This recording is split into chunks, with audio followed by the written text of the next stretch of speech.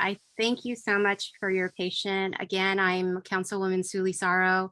Thank you so much for joining us as your patient as we ensure everyone is orientated and set up in the right language room. And I will just go back now to having my staff introduce themselves, who is on here today. Hi, my name is Chorkin, Chief of Staff for Councilman Suli Saro. Thank you. Hi, everyone. My name is Annie Chen. I'm the Policy Director for Councilman Solisaro. Hello, everyone. My name is Jasmine Piceno, and I'm Field Deputy for Councilwoman Solisaro. Hi, good evening. My name is Malika Long, and I am the Community Liaison for Councilwoman Solisaro. Hi, everyone. My name is Sukun Man. I'm a Community Liaison for the District 6, Dr. Solisaro. Thank you. Thank you, everyone. So I just wanted to share that we were able to get information about, this is a new virtual first update we're doing. We did send emails as well as I believe team has made phone calls and then the second time around then left messages. So we hope that, or you've heard about this through word of mouth, and hopefully you'll hear more about opportunities to get update. The next one will be in person. And we'll share a little bit more about that later. But once again, I want to share that this evening, we're going to have our amazing Public Works team director, Eric Lopez, as well as City Traffic Engineer, Paul Van Dyke, and Project Management Officer, Musin Habib, for their time and effort as far as doing the presentation, and thank them for preparing. So just a little context is last month, my office hosted our first State of the Sixth District, where, we had sent out flyers and made sure to email and also, inform people about this meeting, the State of the Sixth, and to share accomplishment and upcoming events. And we had a really great turnout. Many people came out and wanted and expressed interest in having a regular monthly update meeting. And we decided to do one virtual and then the next month in person. And so just some quick announcement is that we are going to be doing a free District 6 Harbor Tour in collaboration with the Port of Long Beach. That's going to be scheduled next Tuesday from 6 to 7:30. It's a guided boat tour led by staff from the Port of Long Beach and an educational experience. So I invite you all to attend. Please RSVP by calling my office or sending us an email at district6@longbeach.gov. There'll be a chat there to just provide instruction. And then before we proceed with the Public Works team presentation, I just wanted to make sure to let you all know that this is going to be recorded today in order for those who can't be here to be able to watch this presentation again in the future. So without further ado, I'll hand it over to our Public Works Director, Eric Lopez. Yay, round of applause. Virtual applause. Yay. Thank you, Councilwoman, really appreciate it. It's good to be here with all of you. It was an honor to be able to join you at the State of the Sixth District event, and then to follow up on that conversation with an emphasis today on the Anaheim Street Major Corridor Improvement Project. So I'm happy to be here with you. I am going to be cognizant of the interpretation. I tend to speak fast and very emotionally, but I will slow down. But I do remind me if I need to slow down, if I get too excited. I tend to get very excited. I've been working in this city for over 17 years now. Most of my time is in public works. My passion is building communities. It's building infrastructure. It's helping us create a better place in our environment, both, places like our streets, our sidewalks, our neighborhoods, our areas of interest, like our parks, our libraries, our waterfront. I've had the opportunity. La costa. Tuve la oportunidad de dar muchísimos proyectos para poder mejorar la ciudad. Y en el espíritu de eso tenemos el corredor, la mejora del corredor de la calle Anaheim, que estoy muy contento de poder repasar con ustedes y contestar sus preguntas. No voy a poder hacer esta presentación sin dos de mis miembros claves en mi equipo, concejal. Paul Van Dyke, if I can have you wave your hand so that people can know who you are, I would appreciate that. And Paul is our city traffic engineer, and same with Musen Habib, our project management officer. If I can see you wave so people can see you, I would appreciate that as well. They will help me answer some of these questions. Okay, so I'm gonna share my screen. I do have a slide deck. I lots of pictures and charts. I will go through them. And then as I'm going through them, if you have questions, please use the chat if you can.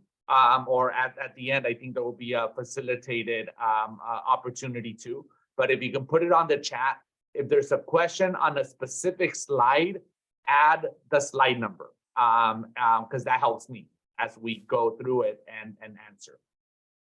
Okay, so let me share my screen now, and let's get started. Share screen.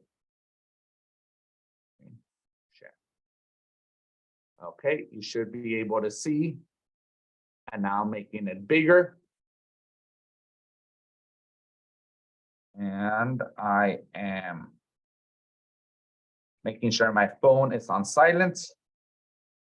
Okay, so we have one of 4 major corridor projects that we committed to finishing. 2 of them are in construction right now, Market Street and Artesia Boulevard.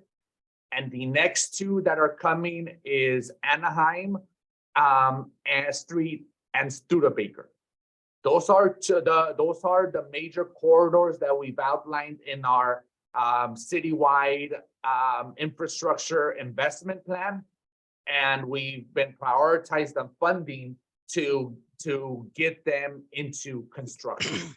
I expect Studebaker and Anaheim to be in construction within the next there's some differences, but between now and the next 8 to 12 months, you will see both projects get off the ground in different aspects. And I'll talk a little bit more about the schedule and the phasing later. But it's a major program. These projects are very expensive and very complicated. And so we have to carefully engineer them and make sure we're coordinating with all of the other utilities and all of the other users of the public right-of-way to make sure that we minimize impacts as much as possible. Why is Anaheim Street such an important corridor for us? If you look at the slide, these are, red is bad, orange is bad, yellow is not good, but it's not as bad as red.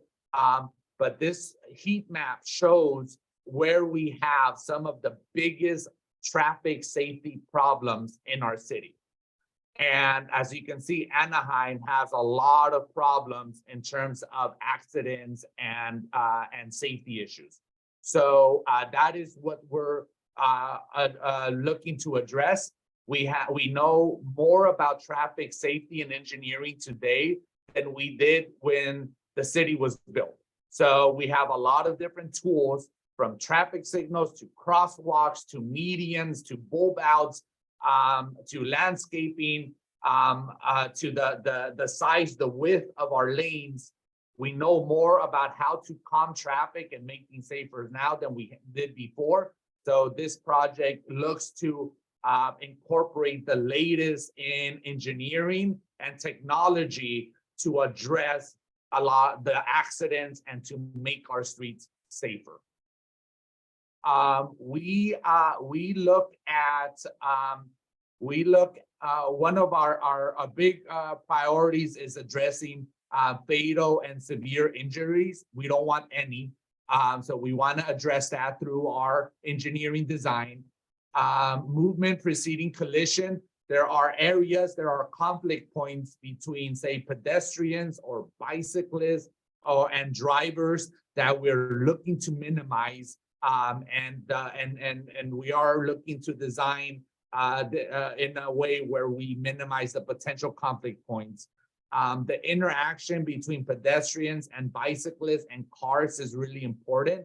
So we do take a close look.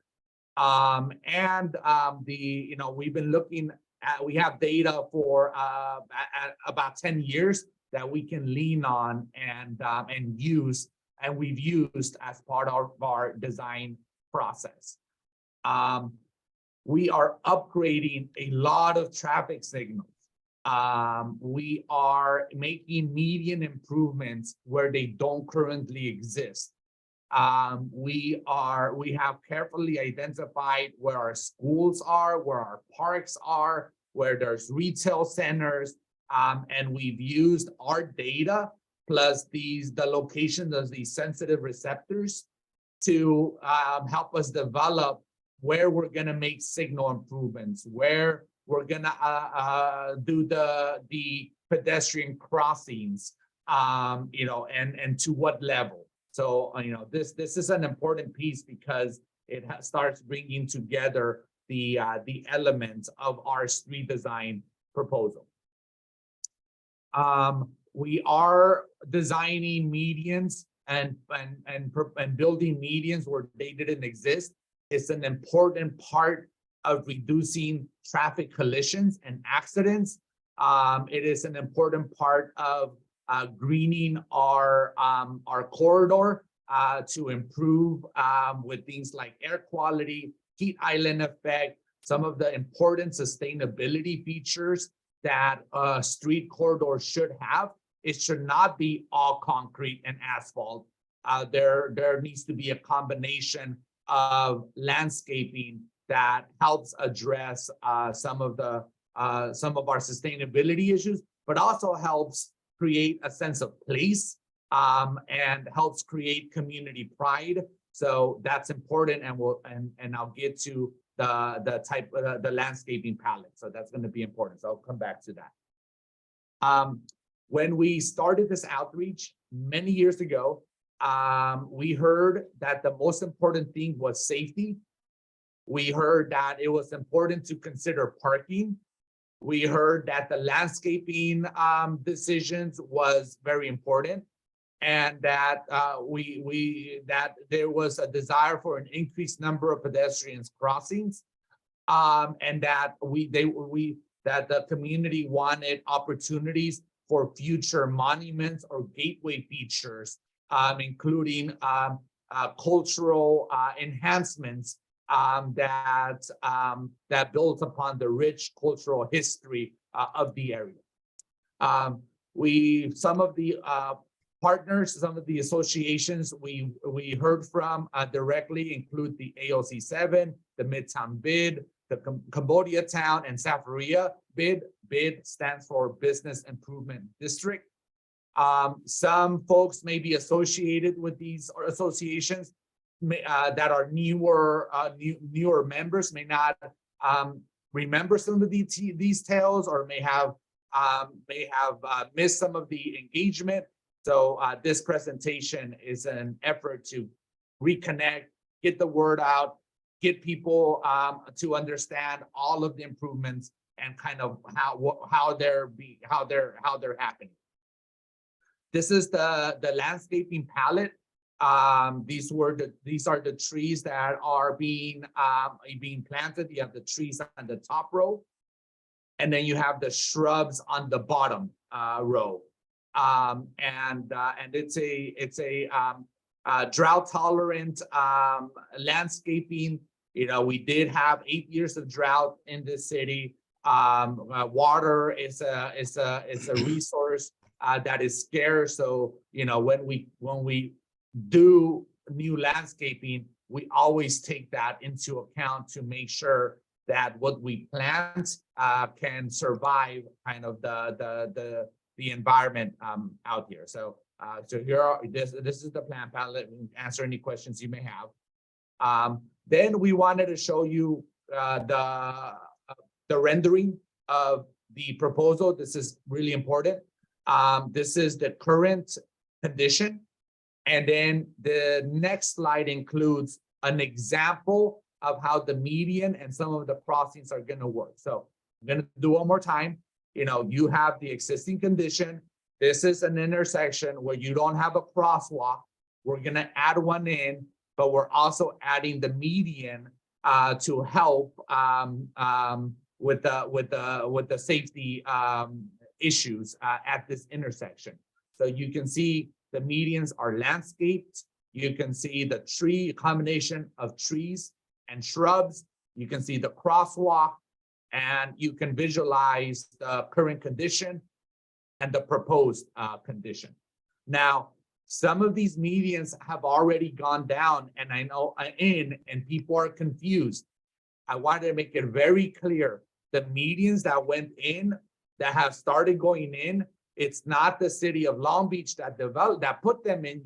It's the private developer that did the development in the area, but they, as a condition of their requirement, they were required to implement our engineering standard for the area. They just got there first. So you know, that is the start that they did, and their planting and their improvements are consistent with this plan that we've developed for Anaheim Street.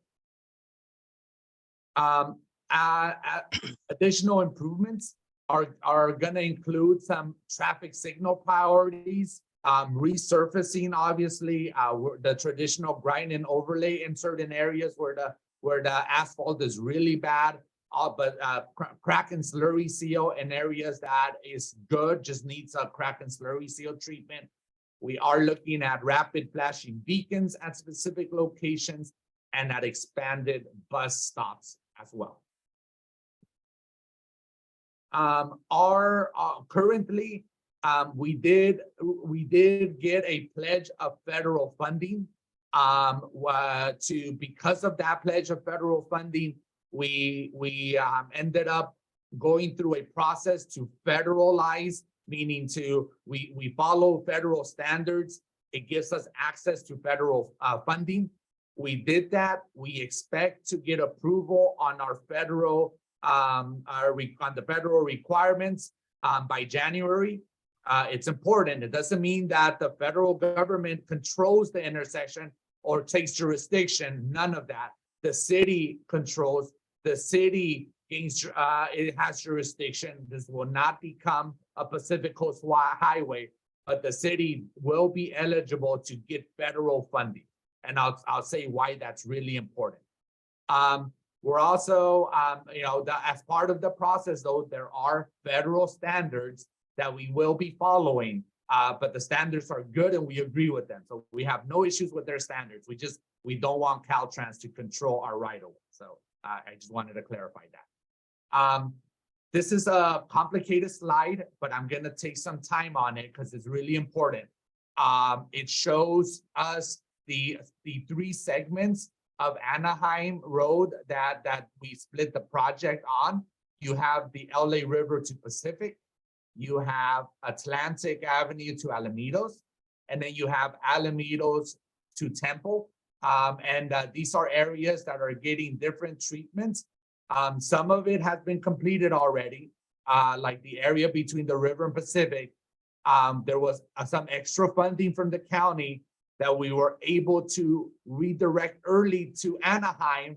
And when the county said, you know, use this money if you wanted, we said yes, and we jumped on it, right? So they had sidewalk improvements, street improvements, all of that happened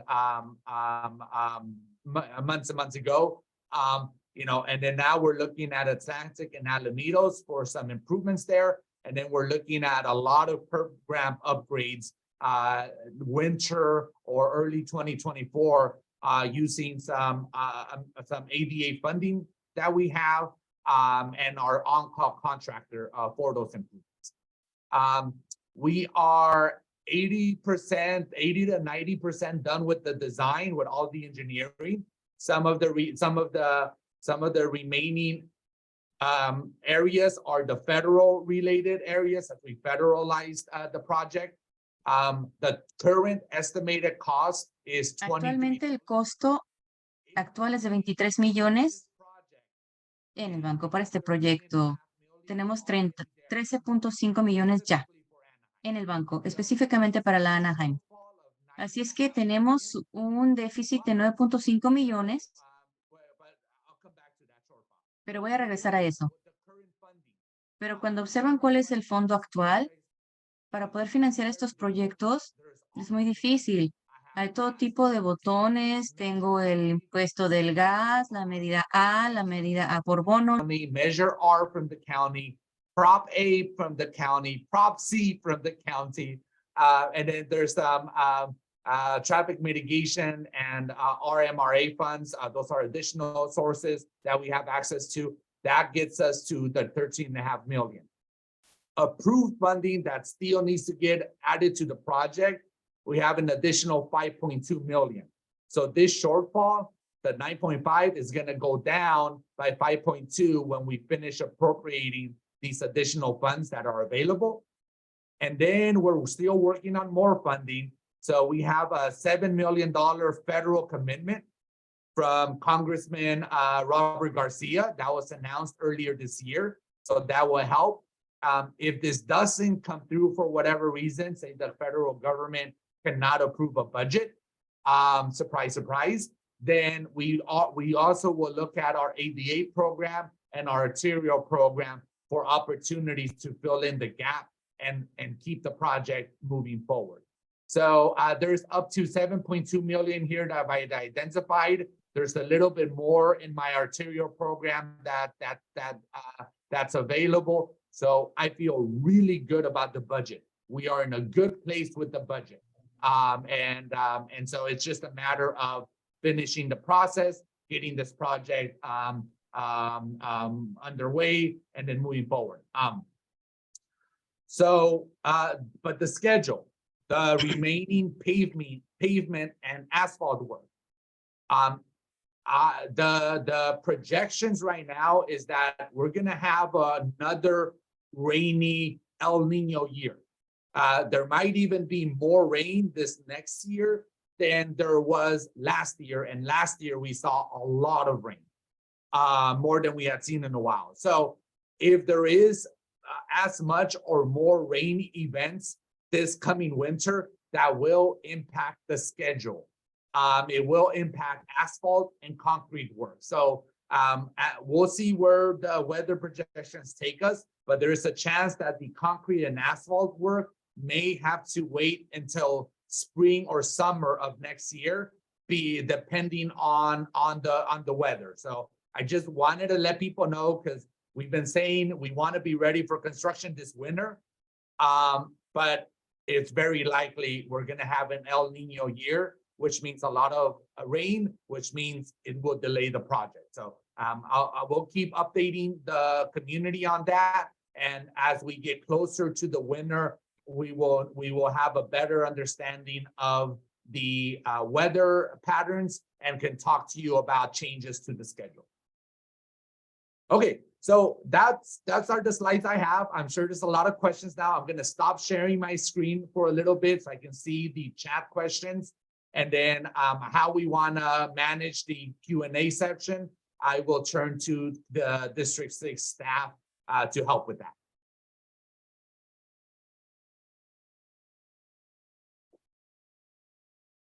Thank you so much, Eric, for that presentation. So we have our first question from Rocio from ALC 7. She asked, how many flashing beacons will be installed beside the Gaviota flashing beacon on slide 10?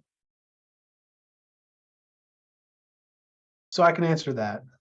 Hi, again, for those who don't remember my introduction from the beginning of the meeting, I'm Paul Van Dyke, the city traffic engineer, and I've been involved in this project since its inception. So you may recognize my face from some of the outreach events previously held. And to answer the question about the flashing beacons, those are the LED lights that are activated when people are crossing the street. We've identified 4 locations for those throughout the project, in addition to the upgraded traffic signals that will make sure that turning vehicles that are making left turns don't conflict with the crosswalk. In addition to that signal improvement, we will have 4 rapid flashing beacons.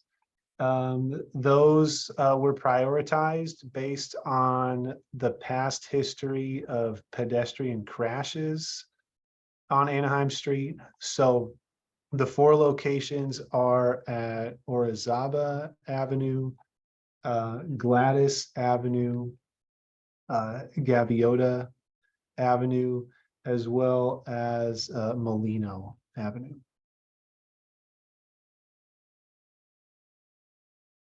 Thank you, Paul. Thanks, Paul.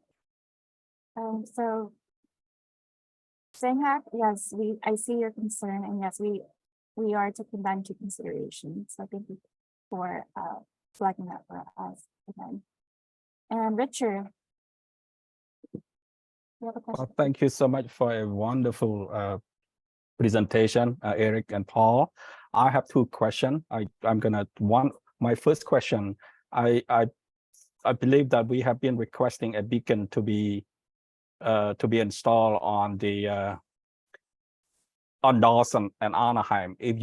That is where traffic occurs the most. If you could remember, a few weeks ago there was a car accident, more than 10 cars there, and a lot of, our office have happened to be there, and we saw a lot of accident, and we did request quite a bit. So how come Dawson and Anaheim is not one of those proposed or one of those location to install the beacons? Sure. Yeah, we do currently have a limited inventory of those devices. We're working to spread them around town and make best use of those based on where crashes are occurring. And so the 4 locations that I had just listed were locations that had a higher number of pedestrian crashes and pedestrian crossings. But I will acknowledge the fact that this is a transformative project, that this project represents a shift in how the city is designing its streets. For the past number of decades, we've been emphasizing the ease in which folks who have a car can get quickly and directly from place to place. Sometimes at the expense of folks who are trying to walk in their neighborhood.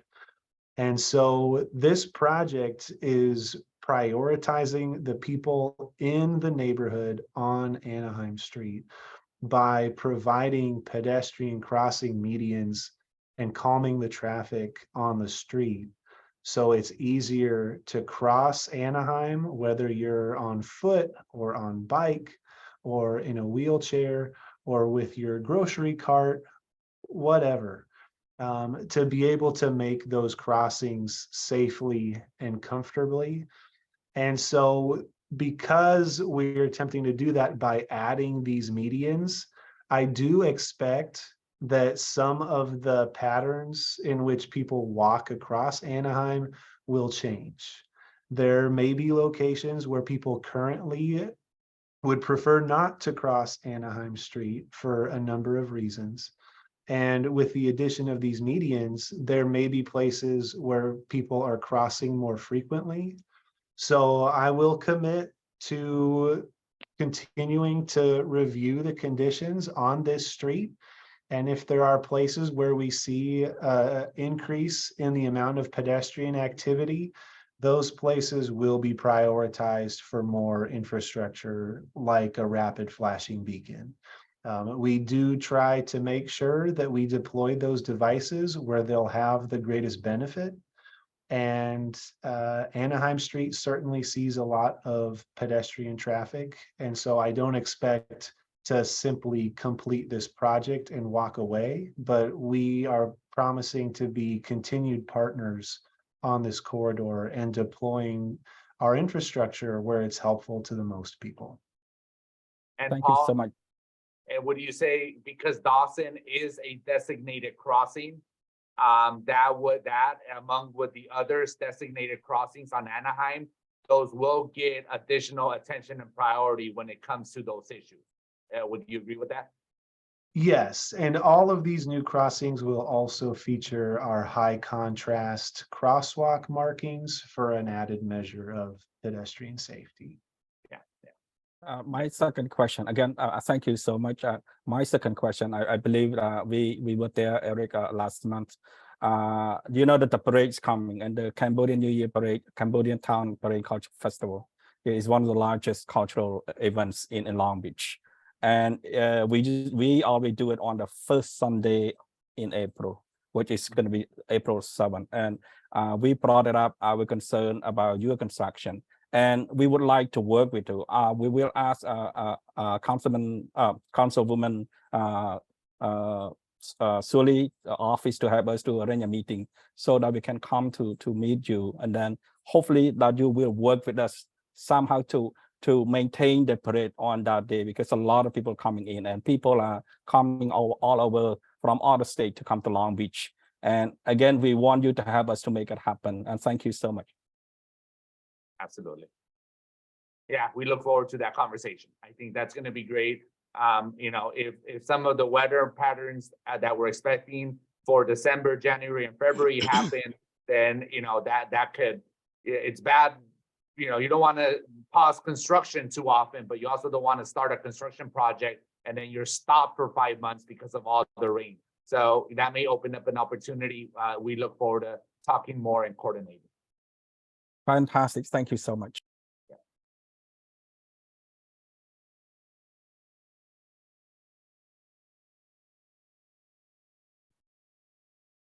I think there's a Eric, there's a question from Ms. Sharon Jackson regarding obedience, where it's going to be occur. Can you go ahead and answer that question? Yes, let me share my screen. It's going to be the areas where you see the purple, and then Paul or Musen, if you can help me if they're, I think we caught them off, but let me show that, and then we can, so people can see again. So it's the purple here. You're right, Eric. These are identified in the master plan that we have. Yes. So here, so the purple areas is where the controlled access medians are going.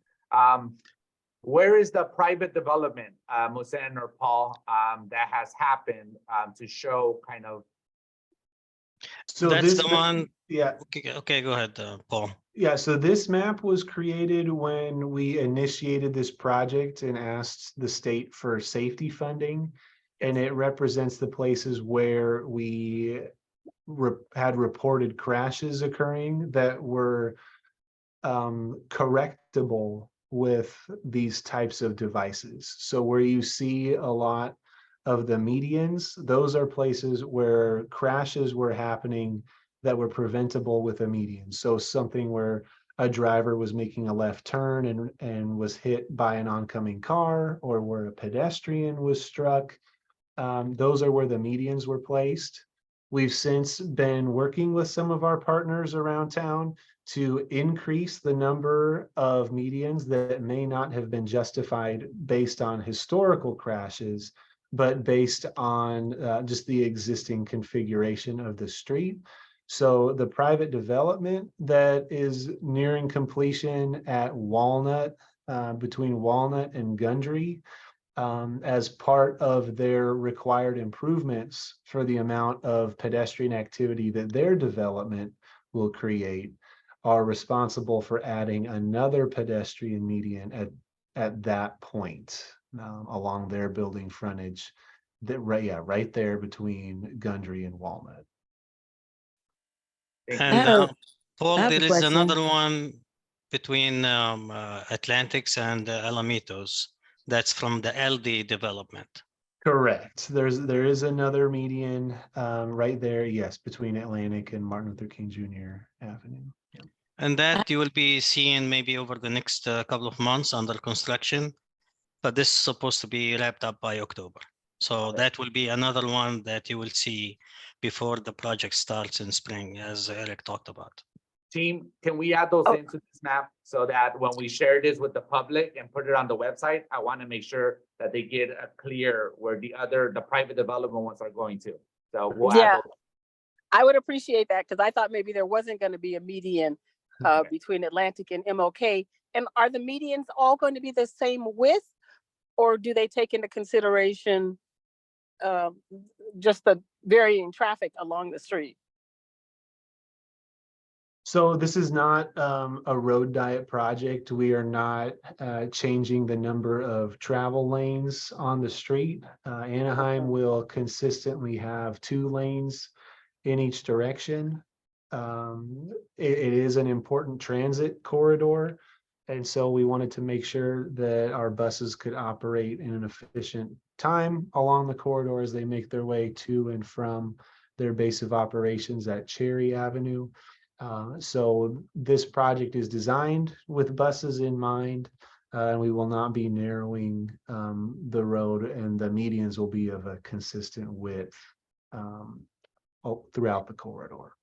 And I just asked that question because I think I've made it clear I'm not a big fan of the median north of Pacific Coast Highway in terms of how large it is. So just want to make sure we keep that in mind. Thank you, Sharon. Before we go to Mary Simmons and Satya Sen, I want to make sure we want to give our Spanish and our Khmer speakers to ask questions too. Go ahead, Mary. I know you have your hand up. Oh, no, that's okay. If someone else has a question.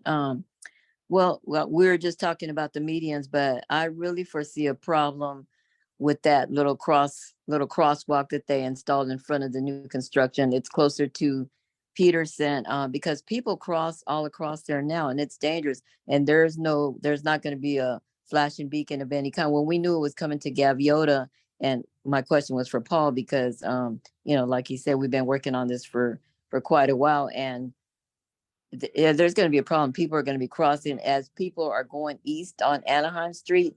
They're not, or what, both for both sides, people are not going to stop. But I'm fearing more the people going east because they're going to be coming at a higher rate of speed and then not really stopping. So I really think like we needed some other safety pedestrian factor in place there, but I'm really worried about that.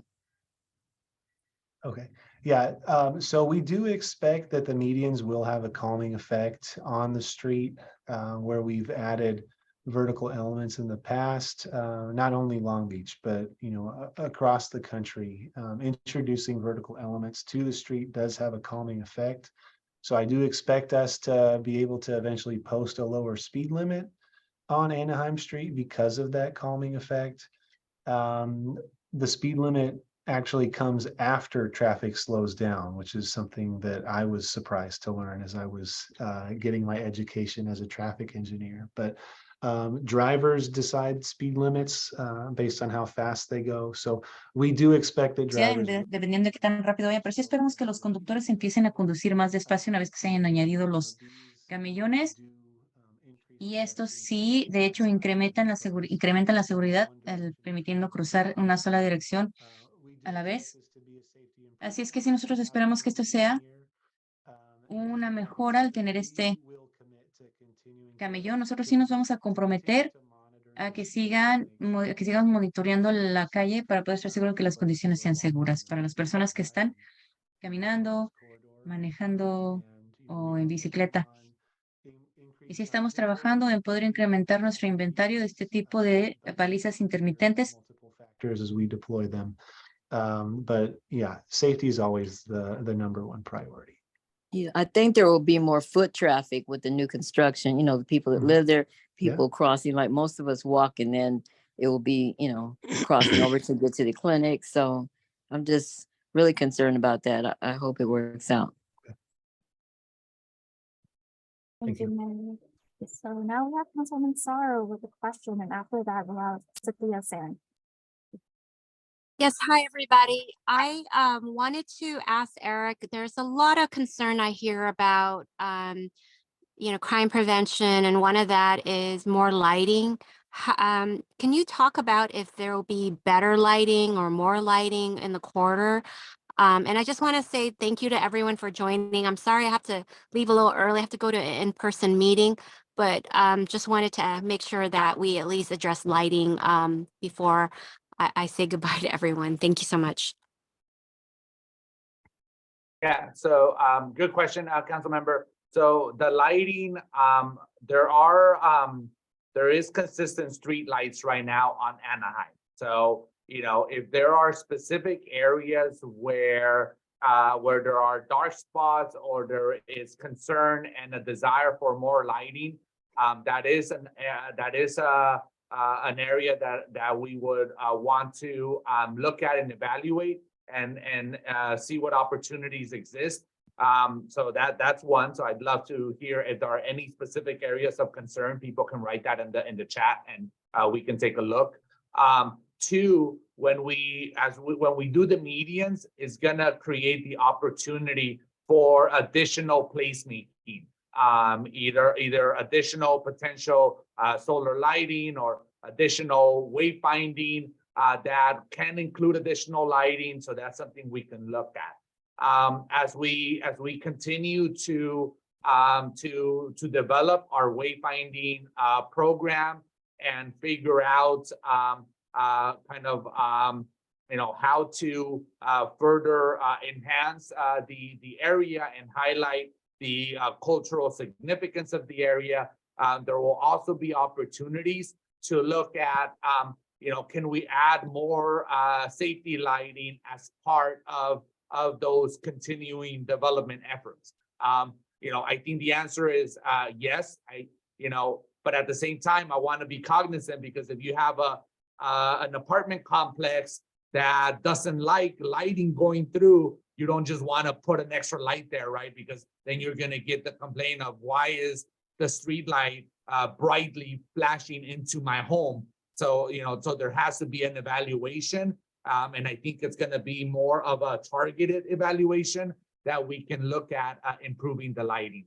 In areas like parks, it's easier, you know, so when we redo MacArthur Park, you know, you can add more. It's because, you know, there's no residents there in that park area. So I think that opens up opportunities too for us to look at, you know, and I know there are certain areas where the neighbors are supportive of more lighting. We just have to work out, you know, placement, how to power, and all of those questions.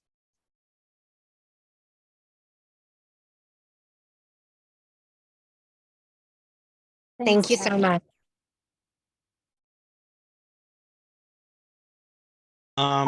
Is it my turn now? Well, someone asked a follow-up on the lighting issue, so we can let me take that on, and then we can go on to a different topic. So decorative LED lighting, when we do the wayfinding and the placemaking signage, that is a conversation we like to have. I like lighting up our placemaking assets, right? So I'm a big fan of LED lighting. I'm a big fan of decorative lighting, as long as we have the power source and that our infrastructure supports it. So somebody once asked me, why can't you put string lights everywhere? And it's because it's complicated, and some of our street lights poles are over 50 years old, that they will not take additional weight, and they need reinforcements before we can look at doing some things like that. But when it's newer infrastructure, it does open up some opportunities. I would, if there's interest in the median and the landscaping areas, to add decorative LED lighting, you know, like the trees, for example, that is something we want to hear, because we'd be happy to look into that to see how we can help with that community interest.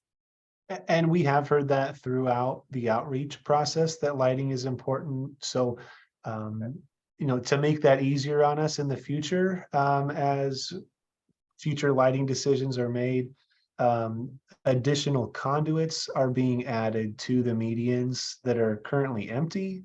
So when monuments or other placemaking elements are added to those medians, no further excavation would be required. We can simply connect to our utilities on other parts of the street with those new conduits that are being added today. So we wanted to make sure that we were future proofing the medians based on the tremendous feedback we heard about the importance of adding cultural elements to the medians.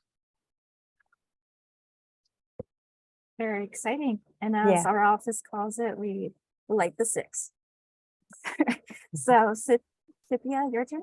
Do you have a Yes, question? well, I just want to connect it, I have two items, but then, thank you to Councilwoman brought up about the lighting. And Cambodia Town would like, to work with you in terms of cultural in a Cambodia Town, light, street light pole. And there's another thing that I see is that on your presentation, you mentioned about the expanded, the bus stop. Is that anyway, in the Cambodia Down district, we would like to, see that like a cultural bus stop. If we can work with you on that. So if you don't mind, we would like to do that. I'm happy to have the conversation. I'd love to see if you have examples or ideas. I don't know if somebody else has done it, but it's always easier if there's a model that we can consider as we look at that. But yeah, we're happy to have that conversation in terms of what we may need to bring Long Beach Transit into the conversation, because they do own a lot of the bus stops there in the area. And I do know that they have a standard, so they would have to be part of the conversation as well. Thank you so much. Thank you. Okay, so we have time for just one more question. And if there's any Spanish speakers, my speakers, don't be shy. The question, just shout out your question.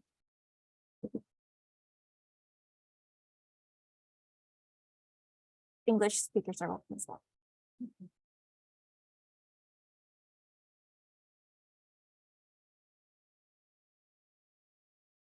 All right, well, so at We the did a moment, good job, Annie, with the presentation. So yeah, great. Thank you guys so much. So that brings us to the end of our presentation, or the first District 6 update. Thank you so much, Eric, Paul, and Wilson for coming. Can we give them a round of applause? Thank you, Annie. Thanks, everyone. Okay, so with that, as Councilwoman Sorrow had mentioned earlier in the hour, we plan to hold these meetings monthly, but with different departments. So we'll alternate between virtual and in person. So this time, since we're online, next month will be in person. We haven't decided on a date or time yet, but of course, we'll keep you updated. It'll be posted on our social media and our newsletter. Also, we are open to gathering any potential future topics. So if there's anything you are interested in learning more about, please share them with us. You could email our office. You can also call our office as well. And as a reminder, we do have a Port of Long Beach District 6 Harbor Tour. It's free. It's next Tuesday, 6 to 7:30 p.m. Again, just email our office, contact our office if you're interested in attending. It's a great, very educational, fun experience. You're on a boat and we're touring all of the Port of Long Beach. So, yeah. Again, do you have any questions on the Anaheim Corridor Project? Any questions that comes up later? Feel free to contact our office.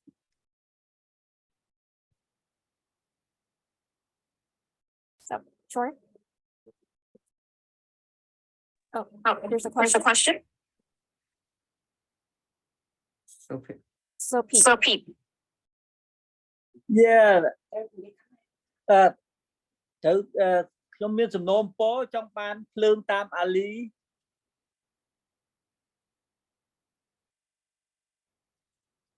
ចង់បានភ្លើងភ្លឺតាមផ្លូវអាលី Ali មួយ នៅក្រោយផ្ទះហ្នឹងវាល្ងឹតជប់ឡើង ពូសួររឿងភ្លើងហ្នឹងអាលីនៅណាផ្ទះនៅណាពូសុំឲ្យ call office ខ្ញុំក៏បានដែរបងត្រង់ Rata you want to translate real quick he just want